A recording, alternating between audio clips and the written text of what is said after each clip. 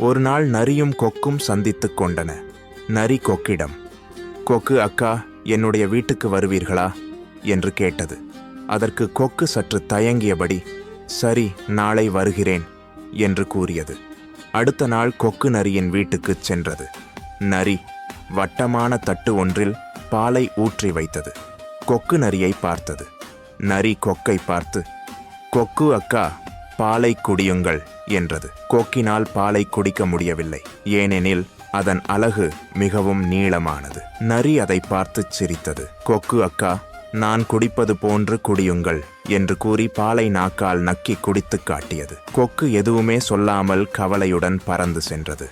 இன்னொரு நாள் கொக்கு நரியை சந்தித்தது. நரியாரே, என்னுடைய வீட்டுக்கு விருந்துண்ண வருவீர்களா என்று கேட்டது. அதற்கு நரி, சரி, வருகிறேன் என்று கூறியது. அடுத்த நாள் நரி கொக்கின் வீட்டுக்குச் சென்றது.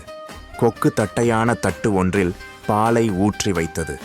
நரியாரே, பாலை குடியுங்கள் என்றது. நரி மகிழ்வுடன் பாலை குடித்தது. அதன் பின்னர் கொக்கிடம் எதுவும் சொல்லாமல் நரி வெட்கத்துடன் திரும்பிச் சென்றது. சிறிது தூரம் சென்ற நரி மீண்டும் கொக்கின் வீட்டுக்குச் சென்றது. கொக்கை பார்த்து, என்னை மன்னித்து விடுங்கள், நான் உங்களுக்கு தீமை செய்தேன். ஆனால் எனக்கு நீங்கள் நன்மைதான் செய்தீர்கள்.